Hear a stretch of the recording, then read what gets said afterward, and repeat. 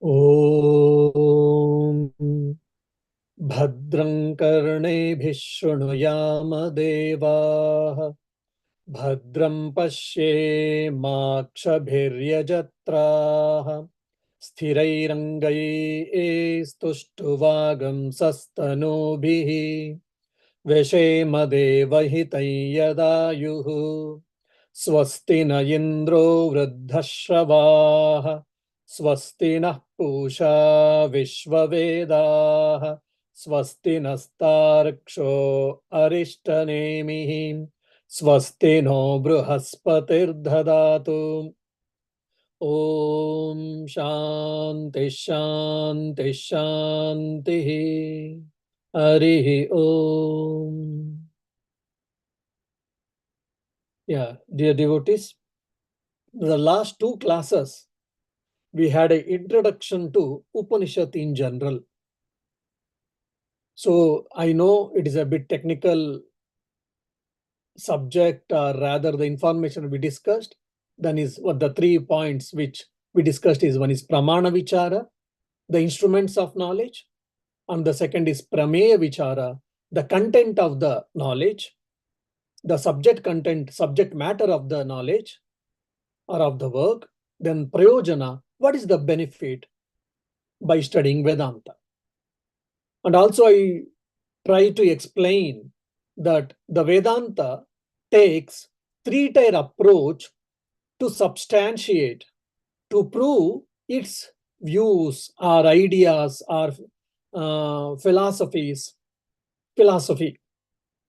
What is that? One is Shruti Pramana, second is Anubhava, and the third is Tarka. The first and foremost, whether whatever the stand we are taking or the view we are expressing or the philosophy we are telling, is there any reference? Is it substantiated or validated by Shastras, by scriptures, especially Vedas, or in special reference to Upanishads? That is what Shastra Pramana.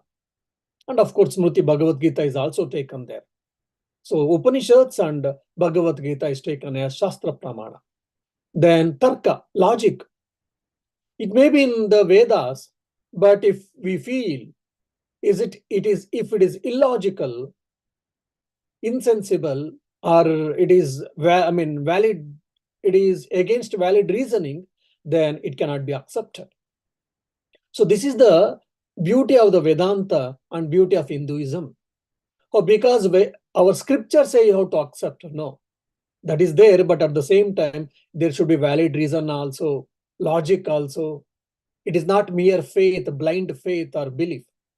The third is Anubhava. My experience also should substantiate or validate the scriptural statement or the philosophical views or ideas or statements. Now, coming to Mundaka Upanishad. Mundaka means what actually? One of the meaning, simple standard meaning is, literal meaning is what? Shaven head. So the Upanishad was discussed by, told by monks or the shaven head people, means monks. Of course, in the present day, many people, they shave their heads as a matter of, fashion or the trends or whatever. But here it is, mostly it is monks. The literal meaning is considered as monks. But actually, what does it mean? It only signifies that shaven head signifies what? Whoever studies this Upanishad, whoever understands the knowledge, whatever knowledge or the ideas, the knowledge or ideas described in this Upanishad, whoever studies, understands, practices, and assimilates. These are very important. Understanding, accepting, assimilating, and practicing. Whoever does, for him, he will also have shaven head. He may be a householder, he may be a minister, or he may be a doctor, what? He or she will also have shaven head. What does it mean?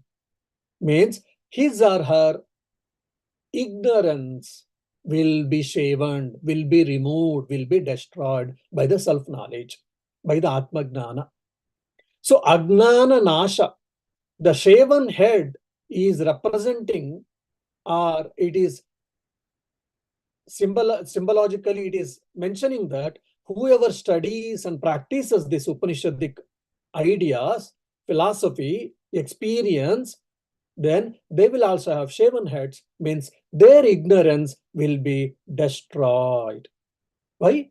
Because they get the knowledge of oneself, not the maths, not of the science or psychology or anything. It is of oneself. And Mundaka has got 3 chapters, mainly, or 3 sections, which is considered as Mundakas also. And it has been classified into 2 more sub chapters. Totally around 65 shlokas is there. We have seen all these things. And it is part of Atharvana Veda. Now, generally, every Veda has got 1 or 2 Shanti mantras. So totally from the Vedas, from the 4 Vedas put together, there are 10 Shanti mantras. Sahana Vavatu 1, Asatoma Sadgamaya 2, Shanno Mitrasham Varunaha 3, Apyayantu Mamangani 4, Madhuvata Rutayate Madhuksharanti Sindavaha 5, for an example, Yaschandasam Rushabho Vishwarupaha, Purnamadaha. Like this, 10 Shanti mantras are there. So the Upanishad, whatever we try to study, that Upanishad pertaining to which part of Veda, based on that the Shanti mantras are prescribed. For example, Mundaka Upanishad is the part of Atharva Veda. As a result, Bhadram Karnebih Shrunuyama Deva is the Shanti mantra, peace chant for this Mundaka Upanishad. As per tradition is, so whenever you try to study that Upanishad, at the beginning of at the commencement of the study, you should chant this peace chant, and at the end of the class or at the end of the study, you also have to end your study by doing the peace chant. For Samaveda, for example, there is a Apyayantu Mamangani. For Rigveda, there is a Vangmaya Manasi Pratishtita. Then Krishna Yajurveda, Sahana Vavatu, Shukla Yajurveda, Purnamada. But sometimes each Veda will have 2 or 3 Shanti 2 mantras also can be there. Now, obvious question will come for many of you. If you are listening to the classes intently with concentration, why should we chant Shanti mantras at all? What is the use of it? What I am going to get? What I am going to achieve? So here, Prayojana. What is the benefit by chanting the peace mantra? So for any success, there are the broad canvas, there are 2 important factors are considered. What is that? One is human effort, that is Purusha Prayatna. All our efforts can be classified under this one human effort, the called or Purusha Prayatna, Sanskrit word. The second is Ishvara Krupa, the divine grace. So these 2 things are like the 2 wings of a bird. If one wing is not properly working, then we cannot achieve success, we cannot reach our targets. In this human effort, your willpower comes into picture, your desires comes into picture, your efforts comes into picture at physical level, mental level, emotional level, all other spheres. And this human effort is based on 2 categories. What is? One is Adrushta, the other is Duradrushta. Other words, it is Punya and Papa. Means favorable circumstances, unfavorable circumstances. For example, some of you are hearing today, attending the Mundaka Upanishad class, Vedanta class. Some of your friends are among who were attending the previous weeks, they also wished very much this week also to attend the Mundaka Upanishad class. But for some or other reasons, either because they didn't have a good health, or some relatives came, or there is some preoccupation, whatever it may be the reason, they are unable to attend the class. So sometimes even I wish to meditate for 2-3 hours every day, I am unable to meditate for so many reasons. because of restlessness of the mind, because of my responsibilities, because of unfavorable situations, whatnot.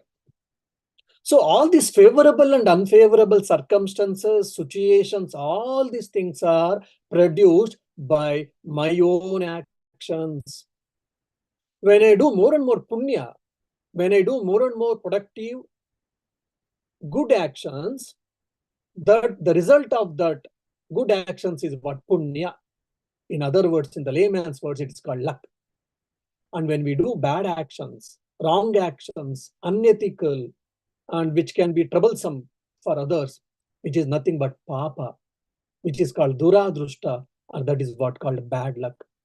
If someone is lucky, means his or her balance is good in this life or in the previous life. Someone is unlucky, he or she has got a deficit account.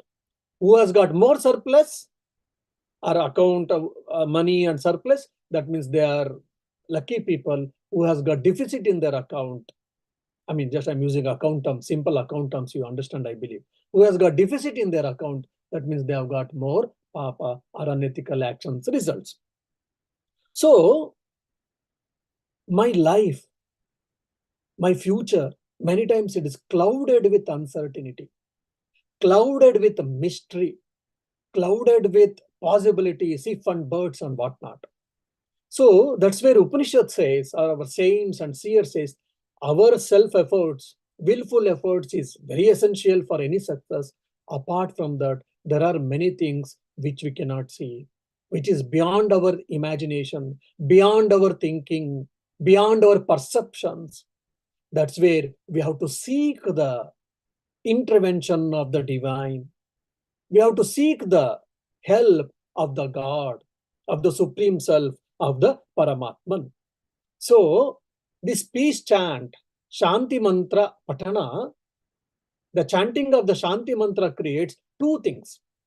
One is, it is creating a positive vibes, positive frequency in me and around me, so that my energy gets increased, my power of will, power of intention, all these things gets increased. Apart from that, it reduces the negative effect. It can reduce the negative effect, or it can negate the negative effect and whatnot. That's why we need God's grace, Guru's grace, and our own mind's grace. For all to get the grace of our mind, of the God, we generally chant this peace chant, are called Shanti Mantra. So basically, to try to reduce the obstacles, try to reduce the unfavorable circumstances. That's why in the scriptures, traditionally, there is a beautiful word called Shastra Krupa. Many of us, we would like to study Vedanta, we would like to study Upanishads, we would like to study Bhagavad Gita. Many times it doesn't become possible. How much ever I try, it is not possible sometimes. So then the senior monks and all, they say, you pray to God, pray to your chosen deity. There is no Shastra Krupa on you. That's why how much ever you are trying, you are unable to continue with regularity. So pray so that let the Mother Saraswati or the Shastra graces on you, so that you'll be able to continue your study. So these are very subtle things sometimes. And why we chant three times or utter three times Om Shanti, Shanti, Shanti. This is the beauty of our Indian philosophy or Indian wisdom. From one formula or from one sutra, we can write for hundreds of pages, and hundreds of pages, whichever has been written, it can be put in a one sutra or one word or two word or three words. Now we have to face, or we will face, n number of problems in our life at physical level, mental level, intellectual level, emotional level, spiritual level. All these are the individual level. Then we may get problems from neighbors. We may get problems from our own people. We may get problems from the workplace. We may get the problem from the city or the country or the place where we are living. So all type of whatever the unfavorable circumstances, situations we may have to endure, face, and whatever the problems we face, all of the problems has been classified into 3 categories according to scriptures from the Sankhya and Vedanta both. So the 3 type of problems or obstacles are named as Adi Daivika, Adi Bhautika, and Adhyatmika. Adhyatmika I will tell at the first time. First, I shall try to explain. What is this Adhyatmika Pratibandha or the obstacles, a type of obstacles? The obstacles whichever is created by my own mind, by own actions, by my perceptions, by my attitude. So it is basically self-created problems. Many times we tell, I don't know, he's such a good guy, but he creates problems for himself. Really, we feel pity. Such utterances we might have heard and we might have said. So Adhyatmika problem is what? Self-created problems. Because of my actions, because of my arrogance or attitude or whatnot. So when I say Shanti, let all this subdue, let all this be nullified, be cleared, be reduced. Then the second is Adi Bhautika. Yesterday when someone said, oh Swami, I didn't had a good sleep. Why? Because my roommate was snoring. He had a sleep and I had a sound for me. He had a sound sleep. He had a sleep and he left a sound for me. So sometimes like this, there can be a problem because of my family people, by relatives, or by neighbors, or by animals. There's a dog bite, snake bite, and for example, cloud burst, or natural disasters basically. There can be famine, there can be tsunami, volcano, earthquake. So all these are brought under, the basically from human beings or animals, birds, reptiles, from any being, from any prani, from any being, that is considered as Adi Bhautika. From family people maybe, from relatives maybe, enemies maybe, friends, all are considered as Adi Bhautika problem. Then Adi Daivika. Adi Daivika means natural disasters. Heavy rain, no rain, huge sunlight, too much cold. Again, I said tsunami or gust, 130-kilometer speed gust we had 2 weeks before. Many of the people were unable to go out.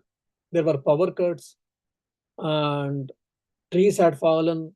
Transportation was difficult in some parts of Ireland. So any natural calamities, you can say, all these things are classified under Adi Daivika. So all types of problems are listed in these 3 categories. So when we say 3 times, Om Shantihi, Shantihi, Shanti means all these problems may nullify, get cancelled, met reduce, let me be free from all these types of problems. So now you can understand how beautiful it is. Our Indian wisdom and our mantras and the science and the rationale behind these chanting mantras. Now, this prayer and chanting can be used for 2 benefits, materialistic benefit and spiritual benefit also. Now we, the students of Vedanta, when we chant, generally it is expected that we are chanting for the spiritual benefit. But if some of you want even materialistic benefit also, never mind, you can do that you can do with that intention also.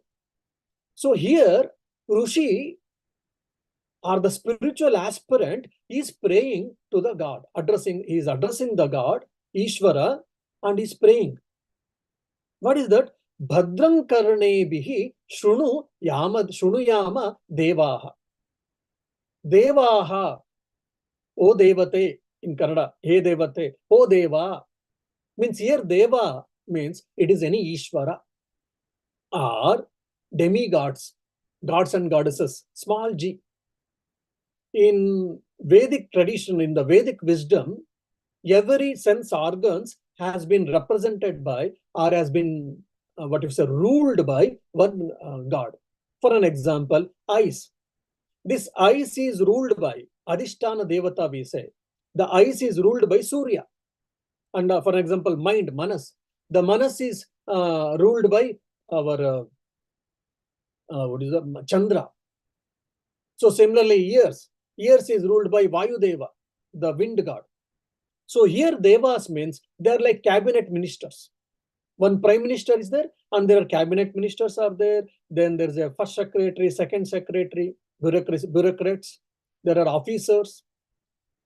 So like this, that's how one government, one country's government will run. So similarly, Ishvara also has got his own cabinet. Who is the Ishvara? Is called Prime Minister or President if you take. Ishvara also has got his own Prime Minister, cabinet ministers, his own officers, officials. So these demigods can be considered as cabinet ministers or what. Demigods means like small g. Gods and goddesses with a small g. So the Rishi is praying for this Adhisthana Devatas or Adhishtatru Devatas. And Deva means who is a celestial being, who has got the Tejas as their body. Basically, they will be in the subtle body, not in the physical body, that means. So, Bhadram Karnebih Shrunuyama Devaha. He Deva, O Deva, Karnam, Karnena, here Karnam is Karnena. Through Karna, means through sense organ which is called ear, Bhadram Shrunuyamaha. Let us, through our ears, we shall hear the auspicious words, auspicious things, good things, pleasurable things, all these things. Now, pleasurable things and good things in generally, it is very subjective. Something may be pleasurable for me and something may not be pleasurable for you. Here, pleasurable means what we should understand. Bhadram means what? Good one, auspicious ones, pleasurable ones. Now, if I hear someone has passed away, one monk, I said, oh, so nice. So nice means, oh, is it so? I'm not morose. I don't cry. I don't feel unhappy. But whereas in the common, in generally in the houses, even forget about death. Even you are not supposed to speak about death. It is inauspicious. So in generally, auspicious, inauspicious is very subjective and very, what do you say, contextual.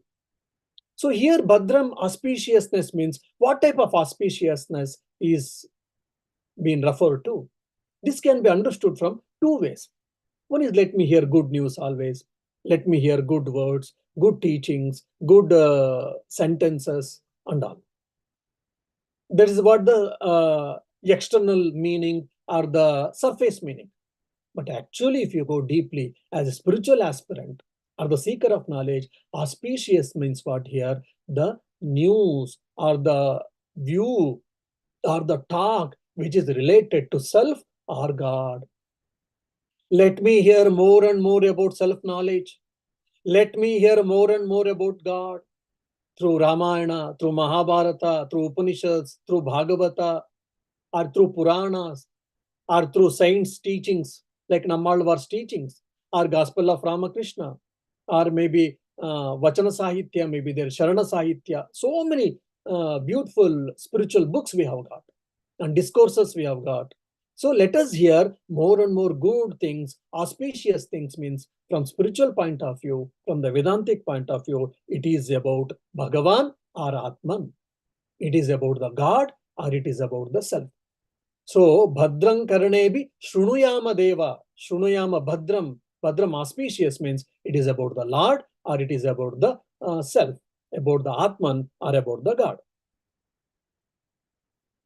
Let me hear good things. Good things means what? About the Atman or about the self. In general meaning, like for example, promotion, and you got a lottery, or you passed in the exam for a student, for an example. And for a employee, if he gets a promotion, if he gets a bonus, they're all pleasurable ones. You can take in the mundane affair or in the materialistic sense. Then, Bhadram Pashema Akshabhirya Jatraha. Bhadram, already you know, auspicious, good and all. Pashema, let us see. Let us hear, okay, and let us see. Akshabhirya Jatraha. Akshabhihi Yajatraha. Yajatraha means Devatas. It is a common noun actually. It is a common noun. Yajatra means one who is fit to be worshipped, because it is coming from the root word called yaj. Yaj sevayam. Yaj means it is service, worship, prayer.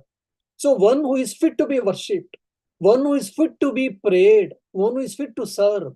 He is called Yajatraha. Any god and goddesses or Ishvara, all these things we can bring under this one word called Yajatraha. Why we have to pray? Why we have to worship them? Because they are supposed to protect us. They are supposed to help us. They are supposed to nourish us. That is the reason we are praying them. We are invoking their blessings. We are seeking their blessings. Why? Because they are fit to be worshipped. By worshipping, what do we get in return? In return, we get protection. Our problems can be solved. Our unfavorable circumstances may be transferred into, change into favorable circumstances, whatever it may be. Then that means do good, be good, see good. This is that's the whole of religion, essence of religion, according to Swami Vivekananda. So I have to see the good always. What does it mean? I have to see good always. Means you try to see the God. You try to see that consciousness, the Atman or Brahman in everything. One is trying to see the goodness in everyone. Even Holy Mother has said that. Don't try to see the faults. Try to see the good things if you want peace. Holy Mother also has said. That is one general meaning, that we should try to see good things in people, good things in situations, be positive, all these things. And if you go dive deep into the meaning of this Vedic Shanti mantra, as being a follower of, a student of the Advaita Vedanta or student of Vedanta, you should be thinking, or you'll be able to understand that let me see good thing means let me see the God, let me see the self everywhere. Ishavasyamidam sarvam yatkincha jagatyam jagat. Whatever exists in the world, either small or big, either living or non-living, sentient or insentient, whatever exists in this world, everything you cover from the Lord. Ishavasya. You cover everything from the Lord. Means like just like we cover the items from the tarpaulin, or we cover the things from a blanket, or we cover the when baby is sleeping, we try to cover the baby from a blanket. Is it such type of covering? It is not a physical covering, it is the intellectual covering. Means you are trying to impose the consciousness or the God in everything. Initially, it will be superimposition, but slowly, you'll be able to experience it. The whole world is what pervaded by consciousness. Why? Because Sarvam Khalvidam Brahma. Sarvam Khalu Idam Brahma. It is really everything is only consciousness. Everywhere consciousness alone exists. That we have to see. So Bhadram Pashya. Pashema, let me see good things, good things from spiritual point of view. Let me see the Brahman. Let me see the Atman or God in everywhere, in everything. And this is the one of the wonderful a hint for us to divinize our life, divinize our work.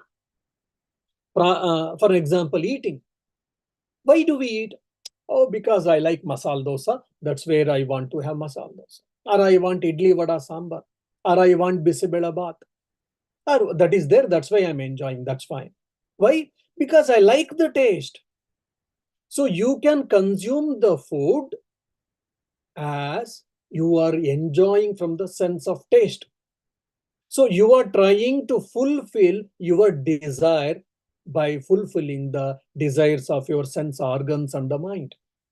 Indriya lolupate, we say, sense gratification and fulfilling the desire. This is one perception while eating the food.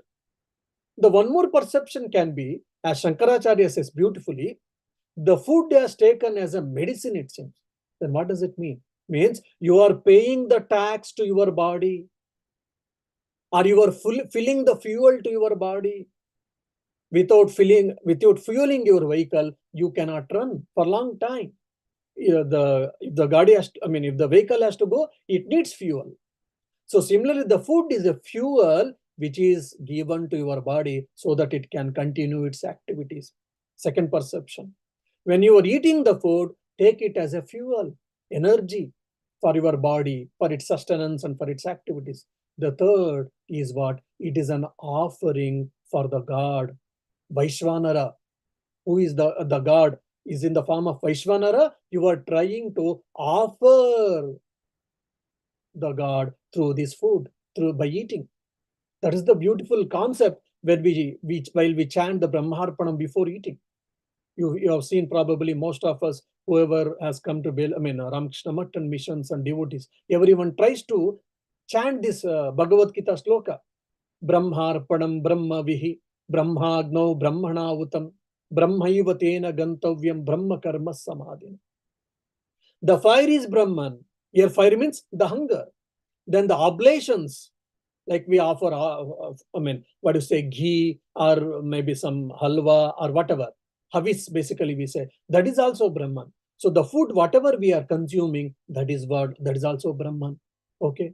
Then while performing some sacrifice, we use so many upakaranas, instruments, that also Brahman. Here, plate, glass, spoon, fork, all these are also Brahman. Then I am pouring the ghee, I am pouring the havis to the yagna, to the homas. So that pouring act is also Brahman. Here, when I am taking the food, when I am mixing the rice and sambar, and I am taking from my hand and I am putting into mouth, that action is also called Brahman. And inside that fire is there, that fire is also Brahman. So just even a simple activity, day to day, yes, the most essential activity of all of our lives, the eating, can be seen as just for sense gratification. It can be seen as fueling your body or energizing your body. It can be seen as a worship of the beloved or of the God who is residing in this body. Now, externally, the taste of Bisabalabat won't change from this any type of perceptions, but the way you look at it, the way you consume it, then it changes your life. That's why ahara means it is not the only physical food. Ahara means what? Whatever you take from your 5 sense organs, everything is my ahara only.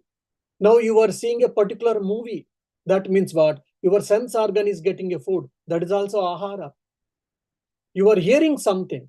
That is also ahara, food. You are talking something. That is also ahara, food. So whatever you take from your 5 sense organs and mind, everything is ahara, not the only physical food. So here, Bhadram Pashyema, let us see. Good things means what? Let us see the self, God, consciousness everywhere. And same thing we can see, probably, I think, whatever I do, let it, everything be offering to the God. So that Sanskrit couplet or Sanskrit shloka, you might have heard. Yadyat karma karomi tadad akilam, something it comes. That everything is the, everything be the worship of the Lord. Sorry, I may not able to remember the Sanskrit prayer. Now, Bhadram Pashe Makshabhirya Jatraha. You understood? Then Stirairangaihi Stuštuvagam Sastanubihi. Stiraihi Angaihi Tuštuvam. Tuštuvam, because of some Sanskrit rule, Tuštuvagam we say actually. Stiraihi Angaihi Stuštuvam. If I have got a good health, sound body and sound mind, I can work. If you have got good health, then only you can sit and hear to my classes. Say, for an example, some of you are not in good health, then you may not be able to. Even if you come with the same concentration, you will not be able to attend the classes, hear to the classes. So we should have a good health, physical health, mental health, emotional health. Physically you are fit, but your mind is disturbed. Then also you cannot hear the classes or whatever. Your mind is good, your body is good, but emotionally you are disturbed. Then also you can't hear the class or you can do the things better. So stirai angaihi, let all my body limbs let it be healthy, let it be, stushtu means let it be in a good condition. Why? Because it's a beautiful instrument given by the Lord, given by the nature. If this is in a good condition, intact, then we can work. If our vehicle is in a good condition, we can travel for the long distance. If there's a problem in the vehicle, we cannot travel. So stiraihi angaihi. That is one meaning. The stiraihi angaihi tushtuvam. The other meaning is may we be able to appreciate your glory. How God is so beautiful. How God is so, compassionate. He has given so many things to us, but we don't remember. Simple example, oxygen. Every day we are breathing oxygen. Say tomorrow, let God forbid, let it not happen anything. But tomorrow, if oxygen reduces for 50% by 50%, or it is not easily available in the nature, then you have to start producing oxygen. If you say that, then you are getting oxygen plant and there is oxygen pipes up, then you have to pay and you have to get. And so there will be cylinders, small cylinders, just like you got you recharge your mobiles. The small cylinders you will be recharging and you'll be wearing and you'll be going wherever you go with the oxygen mask. If that is the case, then you can imagine very well how much money we have to spend. Thousands of rupees we have to spend every day for just oxygen's sake. But nature and God has given, we don't find the worth of it. Our food, the nature, then water, then the air, sunlight, and whatnot, minerals. I have not created diamond. I have not created gold. I know only how to use them, isn't it? So that's the one thing. And God has given so wonderful opportunities for us to be happy, to be experience our real nature and whatnot. So we can be also grateful to the God, and His glory is something. In the 10th chapter Bhagavad Gita, Vibhuti Yoga, if you read, there's a huge list of His glories. And He says that it's only nutshell I'm telling. In very in a pithy way, synopsis way, I'm telling you. Otherwise, there is no end. There is no end to my Vibhuti, my glories. Lord Krishna says in the Bhagavad Gita, 10th chapter, Vibhuti Yoga. So His glories are innumerable. Let us try to understand and appreciate. What can be the greatest glory or greatest miracle? Recently, someone asked, Swami, do you believe in miracle? Because in the Western countries, in the Christian religion, the miracle is one of the greatest important factor.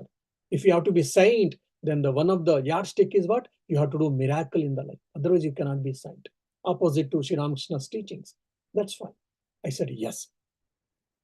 And I mean, he didn't expect that answer because he had read the Gospel of Ramakrishna.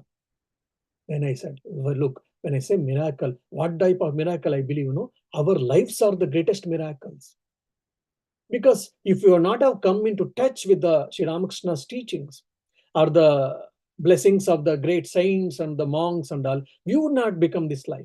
You would have become some doctor or engineer or something living outside in the carefree life or just having the mundane life or the sense gratification life.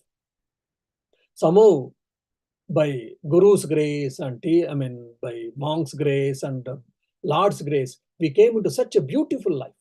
Either you are a householder or a monk, but at least we are exposed to spirituality. We are trying to reach God. We are trying to reach self. We are trying to understand who am I. That itself can be the greatest miracle.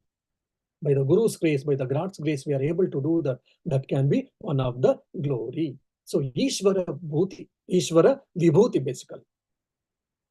And also one more thing, if you see how our ideas changes. Initially, when you start your religious or spiritual life, God and me and the world, all three are independent things. God is somewhere, he is living in the Swarga, Vaikunta or Kailasa, above the world, above the sky, is sitting on the throne and with the danda, with his own weapon, and is ruling us. So out of fear, out of respect, we will try to become good, we'll try to be good.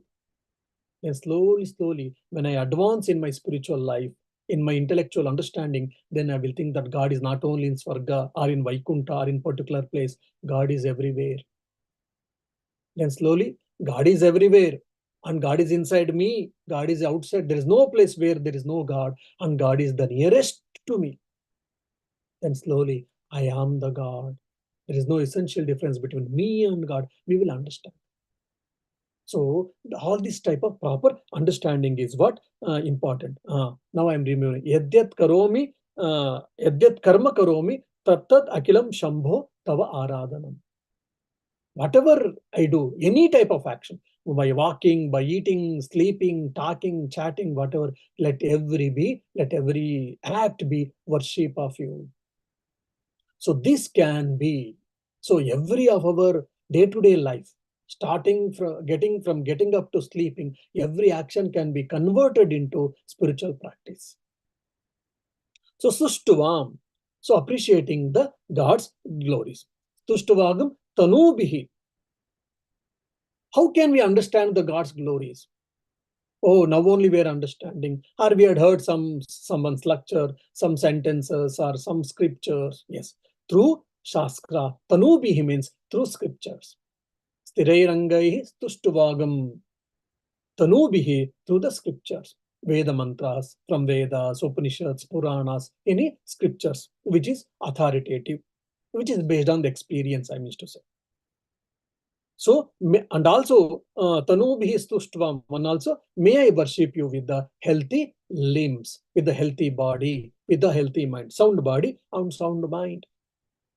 To have a sound body and sound mind, we do a lot of things. We do Satyanarayana Puja, Mahamrutyunjaya Abhisheka, Shivratri is coming. There is a temple, it seems there is doing Mahamrutyunjaya Abhisheka. Okay, if you give, where to buy a ticket and participate, then your health will become good. Or someone say that because of some problems, you do Mrutyunjaya Homa in your house, Mrutyunjaya Japa, things will become all right. Ayushya Homa. So many things we keep on doing to have a sound body and sound mind, etc. I'm not undermining any of them, just I'm telling you.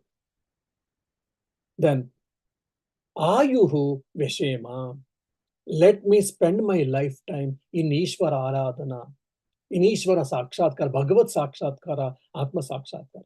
Bhadram Karnebih Shrunuyama Deva, Bhadram Pashe, Maksha, Ekshabirya Jatraha. Ma, Aksha means there, I actually. Aksha, I didn't tell there, I think. Aksha means I. Maksha Birya Jatra, Sthirairangai Stuštuvagam, Sastanubihi, Svastanubihi, Veshema Devahitam Yadayuhu. So Veshema Devahitam Yat Ayuhu. So there I'm explaining now you. Veshema Ayuhu means Ayu means ayas, my lifetime. Veshema, let me spend.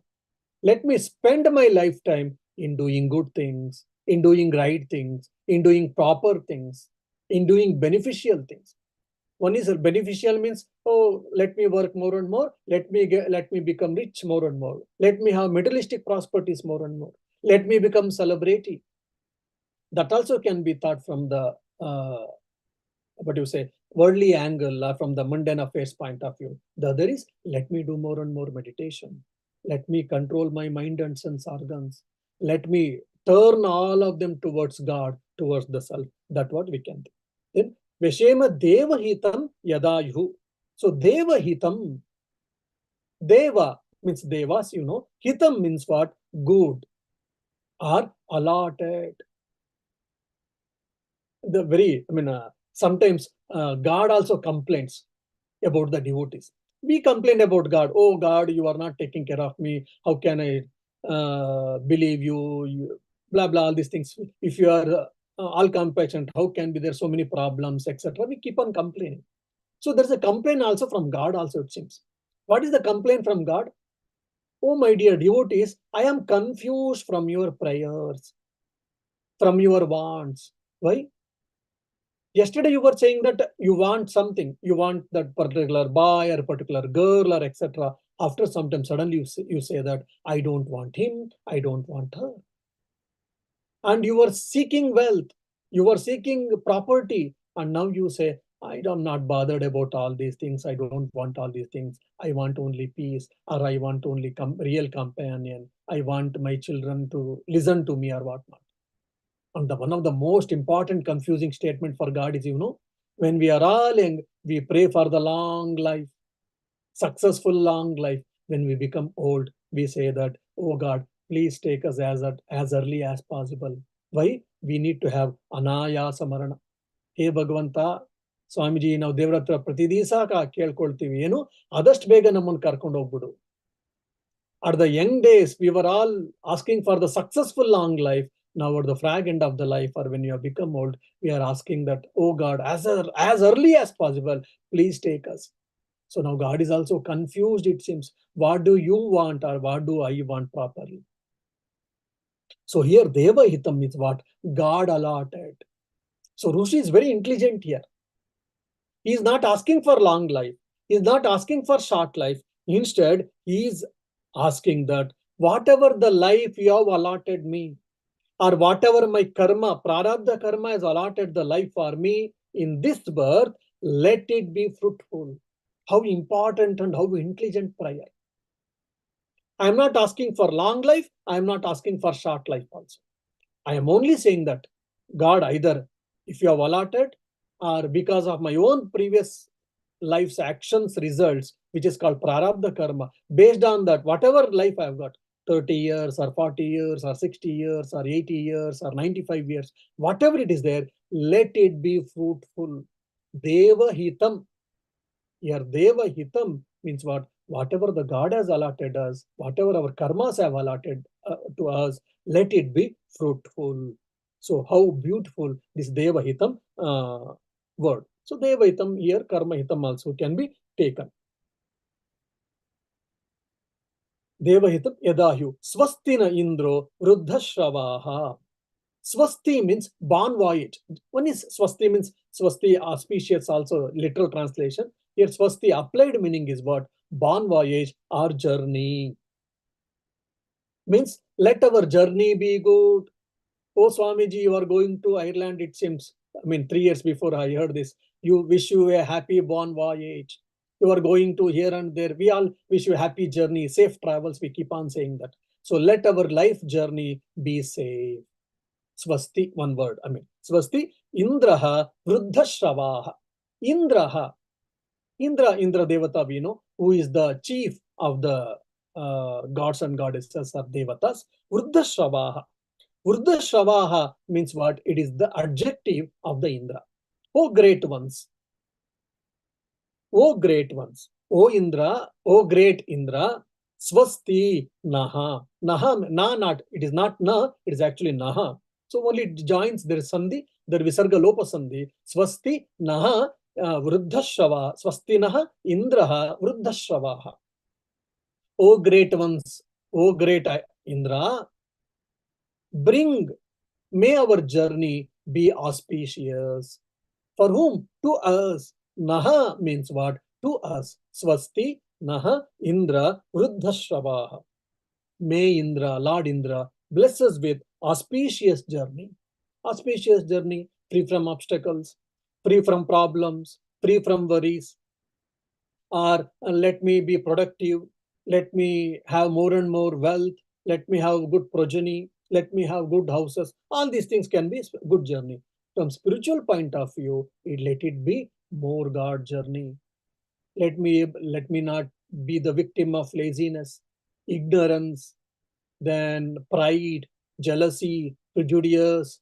All these are obstacles, isn't it, for us? Mental blocks, spiritual obstacles. Let me be free from all these spiritual obstacles and let me reach and let me experience the God or the self at the earliest. And this Vruddha Shavaha, technically it is called Sambhodhana Duvani, means it is a technical word, means it is actually we use to please others. For an example, oh noble soul ones, can you help me? So when I say, oh noble soul, my intention behind telling that, when I say that, you are left with no other option other than helping me. So that is called Sambhodhana Dina. For example, Dina Bandho. Bandho also I can say, oh, relative, like you are my relative, you are my dear ones for God. Dina Bandho means I am Dina, miserable ones. So you are the friend of miserable, you are the real friend of the miserable ones. So please help me.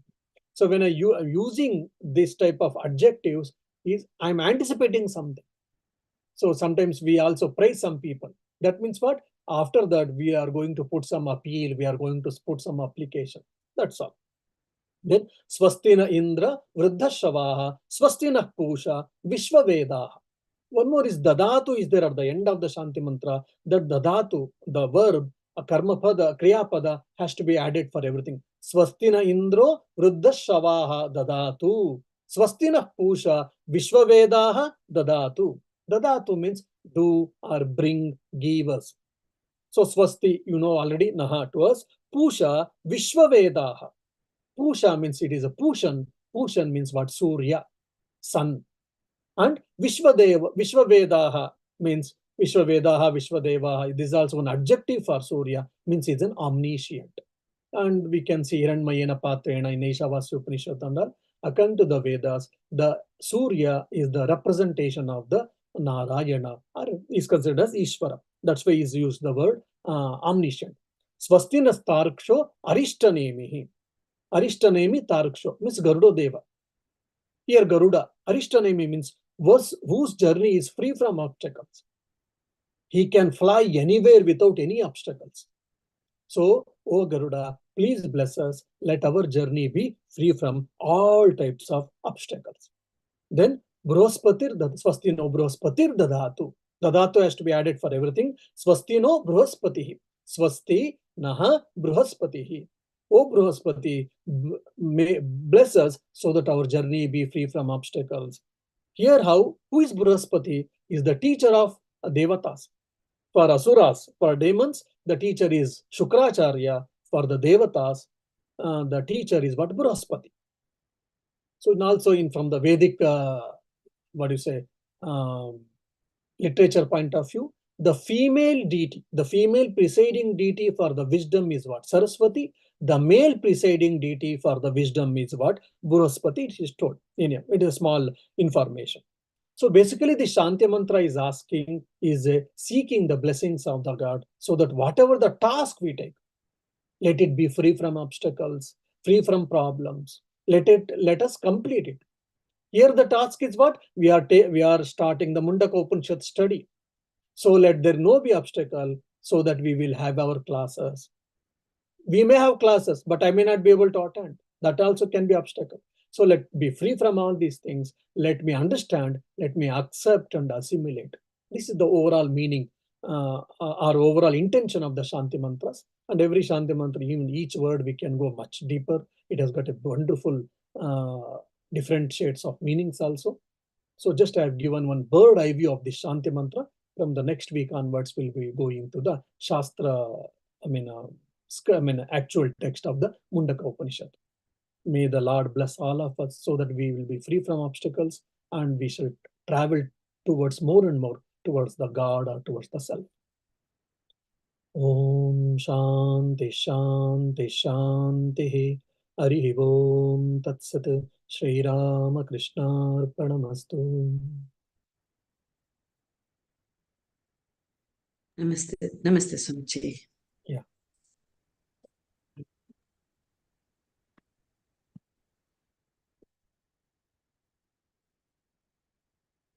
Any questions?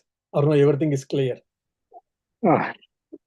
One question, Swamiji. The Shanti mantra that you sing in the beginning, this is part of the Upanishad, or this is just you chosen this as part of the, you chose as part of the Atharvana Veda?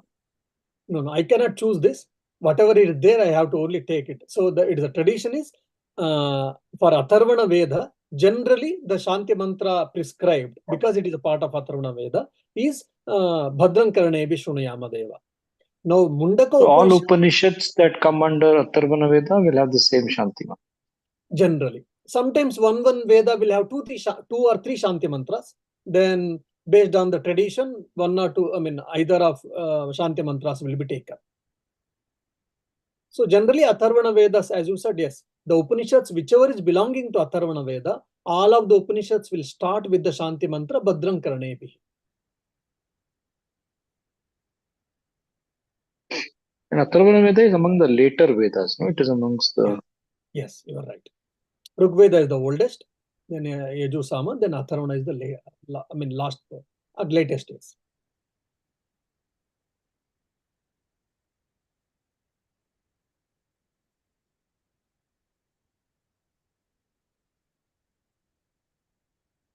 Yeah, I think no more questions, I believe. Yeah.